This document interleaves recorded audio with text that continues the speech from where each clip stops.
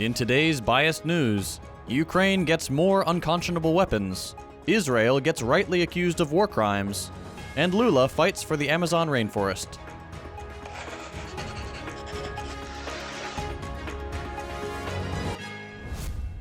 Following the lackluster performance of the much-anticipated Ukrainian counteroffensive, the United States has decided to make further promises of new wonder weapons to deepen and prolong the conflict. This month, it's cluster munitions, which are bombs that open in the air, releasing many smaller bomblets. These are dispersed over a large area and kill indiscriminately.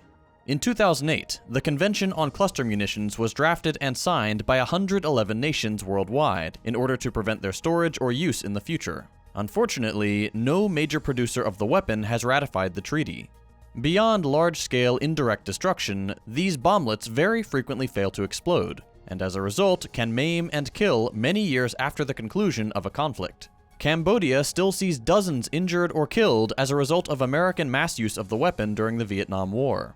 $500 million worth of these sadistic bombs will accompany this 42nd aid package to Ukraine, as well as HIMARS munitions and military vehicles.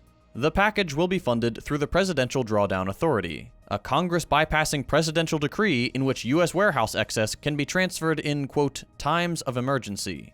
In total, over $40 billion of U.S. taxpayer money has been delivered to further exacerbate the Ukrainian conflict. Of course, this doesn't prevent the Ukrainian leadership from requesting further monetary and military support, particularly the delivery of F-16s.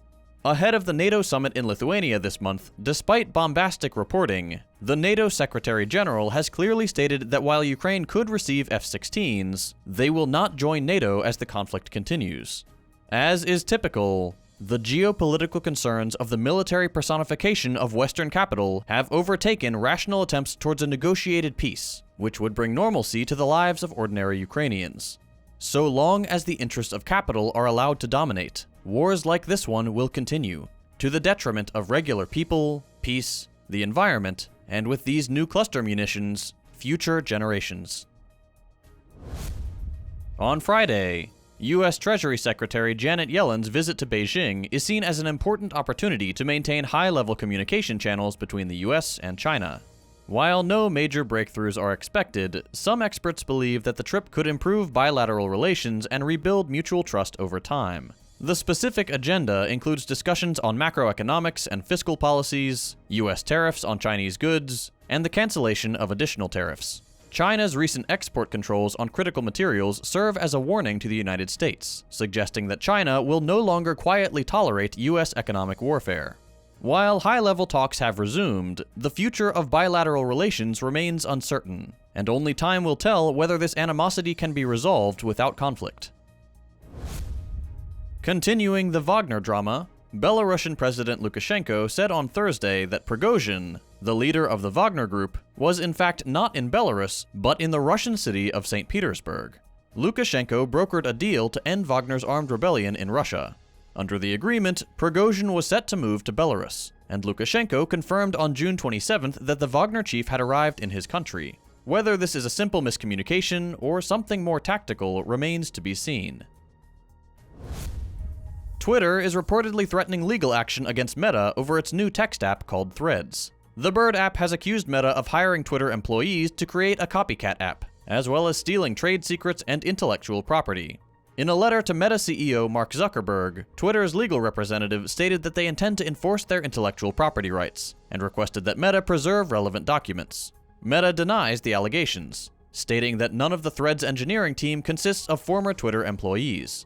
Threads has gained tens of millions of users in the 24 hours since launch. The rivalry between Twitter, owned by billionaire psychopath Elon Musk, and Meta, owned by billionaire psychopath Mark Zuckerberg, is intensifying as they compete for users. Lost amid all this social media drama is the fact that we should probably all go outside instead. Violence continues in Palestine. UN Secretary-General Guterres has condemned the Israeli military's excessive use of force during its recent operation in the Jenin refugee camp in the occupied West Bank. He expressed concern over the high number of civilian injuries, displacement of thousands of people, damage to schools and hospitals, and disruption of essential services like water and electricity. He criticized Israel for preventing the injured from receiving medical care and obstructing humanitarian workers. At least 12 Palestinians were killed during the two-day raid, and hospitals in Jenin were severely damaged. The UN chief's condemnation followed a statement from 3 UN human rights experts who described the Israeli actions in Jenin as violations of international law and potential war crimes. The Secretary General, when asked if he believed the raid constituted a war crime, did not provide a direct answer. Here at First Thought, we are happy to provide our own.